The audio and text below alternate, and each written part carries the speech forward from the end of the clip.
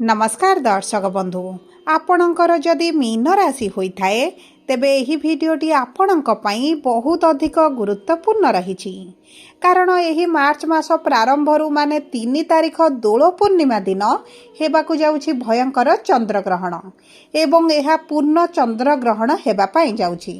जहा आपणक पई बहुत अधिक प्रभावशाली रहिबा पई जाउछि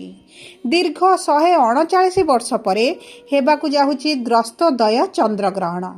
एवं एही ग्रहणर प्रभाव 12टी जाक राशि उपरे निश्चित भावरे रहिबो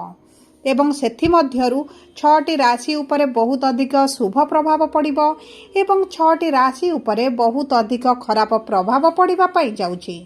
तेणुकरी आपणक पई शुभ ना अशुभ प्रभाव रहिबो एवं केउ क्षेत्र रे अधिक हानि पहुंचाइबा पई जाउछि एवं केते दिन पर्यंत एहार प्रभाव आपणक जीवन रे रहिबो एवं सबुठारु बड़ कथा हैला केउ दिग प्रति आपणको अधिक सावधान रहिबाकू पड़िबो एही वीडियो रे विस्तृत भाव रे आलोचना करिबा सेति पई निजर 10 मिनिट समय आपण निज पई दियंतु एवं ग्रहणर प्रभाव ग्रहणर प्रतिकार एवं कोन करिवार आवश्यकता रहिछि केउ कार्य गुडिक न करिवार आवश्यकता रहिछि एही वीडियो रे विस्तृत भाव रे जानंतु किंतु वीडियोटी आरंभ करिबा पूर्वरु जदि आपणकर भी मीन राशि होता है एवं आपण भी ईश्वर को आंतरिक भक्ति एवं विश्वास करती तेबे वीडियोटी को लाइक करंतु कमेंट बॉक्स रे जय जगन्नाथ जय मां लक्ष्मी अवश्य लिखि दियंतु ता सहित आम सह जोगाजोग करिबा पई वीडियोर मध्य भाग रे एक व्हाट्सएप नंबर टिए दिया जाइछि जो नंबर साहाय्य आपण आम सह जोगाजोग करी निजर नूतन कुंडली प्रस्तुत करि परिबे कुंडली विश्लेषण कराई परिबे किंबा आपणकर चाकरी विवाह व्यवसाय प्रेम संपर्क शिक्षा स्वास्थ्य को नहीं किछि समस्या रहिछि ताहार सहजर एवं स्वल्प मूल्य रे समाधान करि परिबे सेति पई आपण आम सह वीडियोर शेष पर्यंत जोड़ी होई रुहंतु एवं व्हाट्सएप नंबर माध्यम रे आम सह जोगाजोग करी खूब कम मूल्य रे आपणकर समस्यार समाधान करंतु एबे आसंतु कार्यक्रमटी को आग को बढ़ाइबा एवं जानिबा ग्रस्तोदय चंद्रग्रहणर प्रभाव आपणक मीन राशि उपरे किभଳି रहिबा पई जाउछि देखंतु एही प्रभाव जेहेतु 6टी भाग्यशाली राशि उपरे शुभ प्रभाव पकाइबा पई जाउछि एवं सेथि मध्यरु मीन राशि हेउछि सेही भाग्यशाली राशि जो व्यक्ति मानकर भाग्य सूर्य परि चमकिबा पई जाउछि किंतु आपणक नक्षत्र अनुजाई आपणक विभिन्न क्षेत्र रे आपणक शुभ फल प्राप्ति हेबो सर्वप्रथम देखंतु पूर्व भाद्रपद मीन राशि व्यक्ति विशेषकर गुरु जेहेतु नक्षत्र अधिपति होइछंती आपण रोग ऋण रिपुरु मुक्ति पाइबा पई जाउछंती आपणकर जदि करज ऋण बढ़ी जाइछि सेथिरे आपण कमी देखिबे आपणकर शत्रु माने दूरता बनाइबे किंबा आपणकर शत्रु मानक आपण परास्त करिबा पई सक्षम होइजिबे किंबा जदि आपणकर पुराना किछि स्वास्थ्य समस्या पई आपण बहुत अधिक कष्ट रे अछंती पीड़ार अछंती चिंतार अछंती तेबे सही सब क्षेत्र रे आपण आराम पाइबे ता सहित जदि आपणकर किछि प्रॉपर्टी को नै समस्या चलीथिला जागा हेउ घर को नै हेउ तेबे मध्य आपण सेतरु बाहरिबा पई जाउछंती मुकुलिबा पई जाउछंती आपणक भोग विलास ऐश्वर्य रे वृद्धि घटिबा पई जाउछि सबुठार बड़ कथा हेउछि आपणकर जदि किछि अभिलाष रहितला जागा घर किंबा बड़ जिनिस क्रय करिबा पई तबे आपणकर भाग्यर ताला खोलिबो एवं आपण एही बळे किछिटा बड़ जिनिस मध्य क्रय करि पारंती सबुठार बड़ कथा हेउछि आपणक मांक सहित आपणकर संबंध मधुर होइबो एवं मांक स्वास्थ्य रे आसीबो बड़ परिवर्तन एवं द्वितीय हेउछि उत्तर भाद्रपद मीन राशि मानकर नक्षत्राधिपति हेउछंती शनि एवं शनि जेहेतु आपणकर लग्न रे बसिछंती आपणकर कैरियर रे आपण बड़ ग्रोथ देखिबा आरंभ करिवे बड़ परिवर्तन आसीबो आपण जदि चाकरी रे परिवर्तन करिबा पई चाहुतिले तेबे आपणकर एही चंद्र ग्रहण परठारु चाकरी रे परिवर्तन पई बहुत गुडे सुजोग आसीबो नूतन चाकरी आपण जॉइन करि पारंती जो माने चाकरी रे संधान रे रहितिले सेमानकु चाकरी प्राप्ति होई पारे जदि आपण नूतन व्यवसाय आरंभ करिबा पई चाहुचंती तेबे मध्य आगामी 3-4 मास मध्य आपणकर नूतन व्यवसाय आरंभ करिवार योजना प्रस्तुत करि पारंती किंबा आपण नूतन व्यवसाय मध्य आरंभ करि पारंती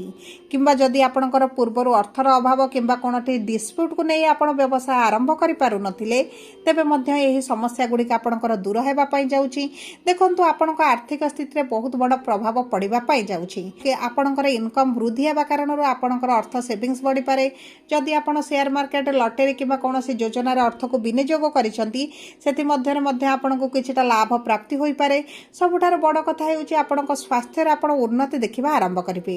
ଆପଣଙ୍କ ଇମ୍ୟୁନିଟି ପାୱାରରେ ବୃଦ୍ଧି ଘଟିବ। ଆପଣଙ୍କର ପୂର୍ବରୁ ଯଦି ଅଣ୍ଟା ଆଣ୍ଠୁ ଗଣ୍ଠିରେ କିଛିଟା ସମସ୍ୟା ଆପଣ ଅନୁଭବ କରୁଥିଲେ ସେଥିରୁ ମଧ୍ୟ ଆପଣ ବାହାରକୁ ଆସିବା ପାଇଁ ଯାଉଛନ୍ତି।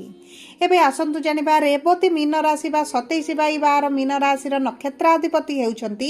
ବୁଧଦେବ ଏବଂ ବୁଧ ଆପଣଙ୍କର ବିରାଜମାନ କରିଛନ୍ତି ଦ୍ୱାଦଶ ଭାବରେ। ଦେଖନ୍ତୁ ଏ ଦ୍ୱାଦଶ ଗୃହ ହେଉଛି ବିଦେଶର ଗୃହ ଏବଂ ତୀର୍ଥଯାତ୍ରାର ଗୃହ। ଯଦି ଆପଣ ବିଦେଶରେ ରହୁଛନ୍ତି କିମ୍ବା ବିଦେଶ ଯିବା ପାଇଁ ଚାହୁଁଥିଲେ ଆପଣଙ୍କ ଶିକ୍ଷା ପାଇଁ ହେଉ କର୍ମ ପାଇଁ ହେଉ ବ୍ୟବସାୟ ପାଇଁ ହେଉ ତେବେ ଆପଣଙ୍କ ପାଇଁ ରାସ୍ତା ପ୍ରଶସ୍ତ ହୋଇଯିବ। ଯଦି ପୂର୍ବରୁ କିଛିଟା ବାଧା ବିଘ୍ନ ରହିଥିଲା ତାହା ମଧ୍ୟ ଦୂର ହୋଇଯିବ। ଆପଣ ଯଦି ପୂର୍ବରୁ ବିଦେଶରେ ରହୁଛନ୍ତି ତେବେ ମଧ୍ୟ ଆପଣଙ୍କ ଭାଗ୍ୟ ଚମକିବା ପାଇଁ ଯାଉଛି। ଆପଣଙ୍କ ବ୍ୟବସାୟରେ ବଢ଼ୋତରୀ ଦେଖିବେ, ଚାକିରିରେ ଇମ୍ପ୍ରୁଭମେଣ୍ଟ ଦେଖିବେ ଏବଂ ତାହା ସହିତ ଯଦି ଆପଣଙ୍କର ଉଚ୍ଚଶିକ୍ଷା କରିବାର କିଛି ଅଭିଳାଷ ରହିଥିଲା ତାହା ମଧ୍ୟ ଆପଣଙ୍କର ପୂରଣ ହେବା ପାଇଁ ଯାଉଛି। ଦେଖନ୍ତୁ ଯେଉଁ ରେବତୀ ମୀନ ରାଶିର ବ୍ୟକ୍ତିମାନେ ତୀର୍ଥଯାତ୍ରା କରିବା ପାଇଁ ଚାହୁଁଥିଲେ ସେମାନଙ୍କ ପାଇଁ ମଧ୍ୟ ବହୁତ ଭଲ ସମୟ ଆସୁଛି ଏବଂ ଯେଉଁମାନେ ମେଡ଼ିକାଲ ଫିଲ୍ଡରେ ଥିଲେ କିମ୍ବା ଆପଣ ବୈଦେଶିକ ମୁଦ୍ରା ରୋଜଗାର କରୁଥିଲେ ତେବେ ଆପଣଙ୍କର ଇନକମ୍ରେ ବୃଦ୍ଧି ଘଟିବ। ଆପଣଙ୍କର ମାନ ସମ୍ମାନ ବୃଦ୍ଧି ହେବା ସହିତ ଆପଣ ନୂତନ ପରିଚୟ ସୃଷ୍ଟି କରିବା ପାଇଁ ଯାଉଛନ୍ତି। ନିଜର କମ୍ପିଟେଟରମାନଙ୍କୁ ପ୍ରତିଯୋଗୀମାନଙ୍କୁ ଆପଣ ପଛରେ ଛାଡ଼ି ଆଗକୁ ବଢ଼ିବା ପାଇଁ ଯାଉଛନ୍ତି। ସବୁ ପରେ ମୋଟାମୋଟି ଭାବରେ ଯଦି ଆପଣଙ୍କର ମୀନ ଲଗ୍ନ ହୋଇଥାଏ ରାଶି ଆପଣଙ୍କର ଯେକୌଣସି ହେଇଥାଉ ତେବେ ମଧ୍ୟ ଆପଣଙ୍କର ଦ୍ୱାଦଶ ଭାବରେ ଯେହେତୁ ଚନ୍ଦ୍ରଗ୍ରହଣ ଲାଗିବା ପାଇଁ ଯାଉଛି ଆପଣଙ୍କର ରୋଜଗାରରେ ବୃଦ୍ଧି ହେବା ସହିତ ଆପଣଙ୍କର ଯଦି ଅଯଥାରେ ଅର୍ଥ ଖର୍ଚ୍ଚ ହେଉଥିଲା ମେଡ଼ିକାଲକୁ ଆପଣ ବାରମ୍ବାର ଦୌଡ଼ିବାକୁ ପଡ଼ୁଥିଲା କିଛି ନା କିଛି ସ୍ୱାସ୍ଥ୍ୟ ସମସ୍ୟା ପାଇଁ ଆପଣ ଚିନ୍ତିତ ରହୁଥିଲେ ତେବେ ଆପଣଙ୍କ ଜୀବନରେ ନିଶ୍ଚିତ ଭାବରେ ଶୁଭ ପରିବର୍ତ୍ତନ ଆସିବ। ଦେଖନ୍ତୁ ଆପଣଙ୍କର ରାଶିରେ ଯଦି କିଛି ଖରାପ ପ୍ରଭାବ ପଡ଼ିବାର ଅଛି କିନ୍ତୁ ଆପଣଙ୍କର ଲଗ୍ନରେ ହିଁ ଚନ୍ଦ୍ରଗ୍ରହଣର ଶୁଭ ପ୍ରଭାବ ପଡ଼ୁଛି ତେବେ ମଧ୍ୟ ଆପଣଙ୍କର କିଛିକାଂଶ ଅଶୁଭତ୍ୱ ଦୂର ହୋଇଯିବ। ଆପଣଙ୍କୁ ଶୁଭ ଫଳ ପ୍ରାପ୍ତି ହେବ। ତେବେ କ'ଣ କରିବାର ଆବଶ୍ୟକତା ରହିଛି ଯାହା ଆପଣଙ୍କର ଅଶୁଭତ୍ୱକୁ ଦୂର କରିବ ଏବଂ ଶୁଭ ଫଳକୁ ବୃଦ୍ଧି କରିବ? ସର୍ବପ୍ରଥମ ହେଉଛି ଆପଣଙ୍କର ରାଶିର ସ୍ୱାମୀ ଦେବଗୁରୁ ବୃହସ୍ପତି ହୋଇଥିବାରୁ ଆପଣ ଗୁରୁଙ୍କର ବୀଜ ମନ୍ତ୍ର ଗ୍ରହଣ ସମୟରେ ପାଠ କରିବା ସହିତ ଆଗାମୀ 3 ମାସ ପର୍ଯ୍ୟନ୍ତ ଯଦି ଆପଣ ପାଠ କରନ୍ତି ଆପଣଙ୍କୁ ଶୁଭ ଫଳ ପ୍ରାପ୍ତି ହେବ। ତା ସହିତ ଆପଣ ଶନିବାର ଦିନ ସୋରିଷ ତେଲର ଦୀପଟିଏ ଶନିଙ୍କ ମନ୍ଦିରରେ ପ୍ରଜ୍ୱଳିତ କରନ୍ତୁ ଏବଂ ଗ୍ରହଣର ଆଗାମୀ ଶନିବାର ଦିନ ଯଦି ଆପଣ କଳା କମ୍ବଳ ହୋଇପାରେ କିମ୍ବା ଲୁହା ଜାତୀୟ ଜିନିଷ କିଛିଟା ଖାଦ୍ୟ କିମ୍ବା ଆପଣ ସୋରିଷ ତେଲ କିଛିଟା ଦାନ କରିଦିଅନ୍ତି ଗରିବ ବ୍ୟକ୍ତିମାନଙ୍କୁ ତେବେ ମଧ୍ୟ ଆପଣଙ୍କର ଅଶୁଭତ୍ୱକୁ ଦୂର ହୋଇଯିବ ଏବଂ 7.5ର ପ୍ରଭାବ ଯେଉଁ ଆପଣଙ୍କ ଉପରେ ବହୁତ ଅଧିକ ରହିଛି ସେଥିରୁ ମଧ୍ୟ ଆପଣ ମୁକୁଳିବା ପାଇଁ ଯାଉଛନ୍ତି। ଏବଂ ଗ୍ରହଣ ପରଦିନ ସୂର୍ଯ୍ୟଙ୍କୁ ଯଦି ଆପଣ ପ୍ରାତଃ ସମୟରେ କିଛିଟା ଧଳା ପୁଷ୍ପ କିମ୍ବା ହଳଦୀ ରଙ୍ଗର ପୁଷ୍ପ ମିଶାଇ ଜଳ ଅର୍ପଣ କରନ୍ତି ତେବେ ମଧ୍ୟ ଆପଣଙ୍କୁ ଶୁଭ ଫଳ ପ୍ରାପ୍ତି ହେବ। ଏବଂ ପ୍ରଭୁ ଗଣେଶଙ୍କର ପୂଜାର୍ଚ୍ଚନା କରନ୍ତୁ, ମହାଦେବଙ୍କ ମନ୍ଦିରରେ ଜଳ ଅର୍ପଣ କରନ୍ତୁ। ଆଗାମୀ 3-4 ମାସ ମଧ୍ୟରେ ଆପଣଙ୍କର ଭାଗ୍ୟରେ ଆସିବ ସମ୍ପୂର୍ଣ୍ଣ ଭାବରେ ପରିବର୍ତ୍ତନ। ସବୁ ପରେ ଯଦି ଆପଣଙ୍କର ମୀନ ରାଶି ହୋଇଥାଏ ଭିଡ଼ିଓଟି କିଭଳି ଲାଗିଲା କମେଣ୍ଟ ବକ୍ସରେ ଲେଖି ଜଣାନ୍ତୁ। ଯଦି ଆପଣଙ୍କ ପ୍ରିୟଜନଙ୍କର ମୀନ ରାଶି ହୋଇଥାଏ ଭିଡ଼ିଓଟି ତାଙ୍କ ସହିତ ସେୟାର କରନ୍ତୁ। ଯଦି ଆପଣ ପ୍ରଥମ ଥର ଆମ ଚ୍ୟାନେଲକୁ ଆସିଛନ୍ତି ଚ୍ୟାନେଲଟିକୁ ସବସ୍କ୍ରାଇବ୍ କରନ୍ତୁ। ପାଖରେ ଥିବା ବେଲ୍ ଆଇକନକୁ ପ୍ରେସ୍ କରନ୍ତୁ। ଧନ୍ୟବାଦ।